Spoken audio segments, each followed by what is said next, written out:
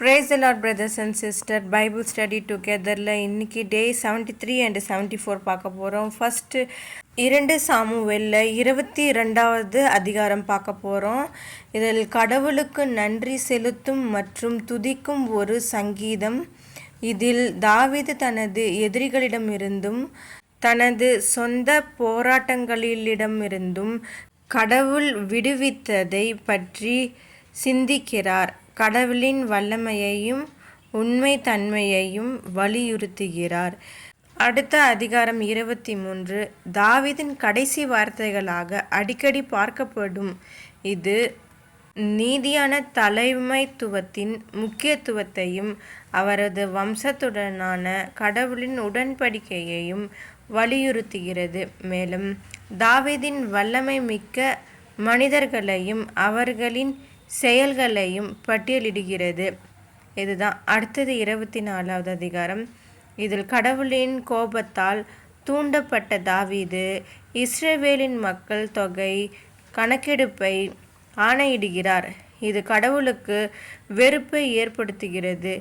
இதனால் 70,000 பேர் கொல்லப்படும் ஒரு கொள்ளை நோய் ஏற்படுகிறது. அதன் பிறகு தாவீது ஒரு பலிபீடத்தை கட்டி கடவுளை திருப்திப்படுத்த பலிகளை செலுத்துகிறார்.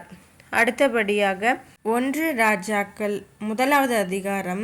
இதில் தாவீது ராஜாவின் முதுமை போர்வைகள் இருந்த போதிலும் அவரால் சூடாக இருக்க இயலாமை தாவீதின் மரணத்திற்கு பிறகு சாலமோன் அரியணை ஏறுவதற்கு வழிவகுத்த அடுத்தடுத்த நிகழ்வுகள், அதோனியா அரியணையை கைப்பற்ற முயன்றது உட்பட இவைகளை பற்றி தான் இதில் இருக்கிறது. அடுத்ததாக டே 74. இதில் 1 ராஜாக்களில் 2வது அதிகாரத்துலேருந்து 5ஆம் அதிகாரம் வரைக்கும் பார்க்க போகிறோம். ஃபஸ்ட்டு 2வது அதிகாரத்தில் தாவீதின் மரணம் நெருங்கி வந்தபோது அவர் தனது மகன் சாலமோனை பலப்படுத்தவும் கடவுளின் கட்டளைகளை பின்பற்றவும் ராஜ்யத்தின் செழிப்பை உறுதிப்படுத்தவும் கட்டளையிட்டார். அதே நேரத்தில் யோவாப், பர்சிலாய் மற்றும் சீமேயி ஆகியோரையும் உரையாற்றினார். அடுத்து அதிகாரம் 3. இதில் சாலமோனுக்கு ஒரு கனவில் தோன்றிய பிறகு கடவுள் அவருக்கு ஞானமும் புரிதலும் உள்ள இருதயத்தையும் செல்வத்தையும் மகிமையையும் அருளினார். ஏனென்றால் சாலமோன் நீதியை பகுத்துணர்ந்து தம் மக்களை ஆளும் திறனை தாழ்மையுடன் கேட்டார். அடுத்து அதிகாரம் 4.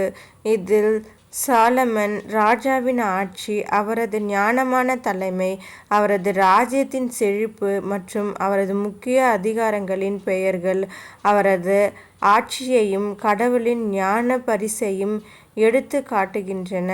அடுத்த அதிகாரம் 5.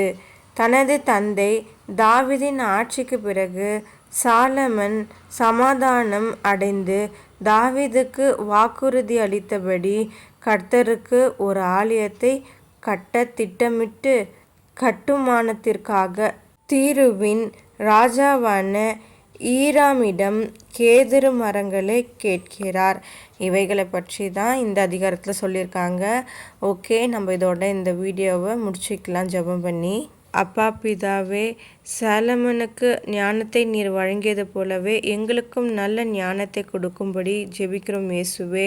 நீர் எங்களுக்கு நல்ல எண்ணம், சிந்தனை, செயல்களை கொடுக்கும்படிக்கு ஜெபிக்கிறோம் இயேசுவே. ஆமேன். ஓகே பிரதர்ஸ் அண்ட் சிஸ்டர், நம்ம அடுத்த வீடியோவில் பார்க்கலாம். Subscribe my channel.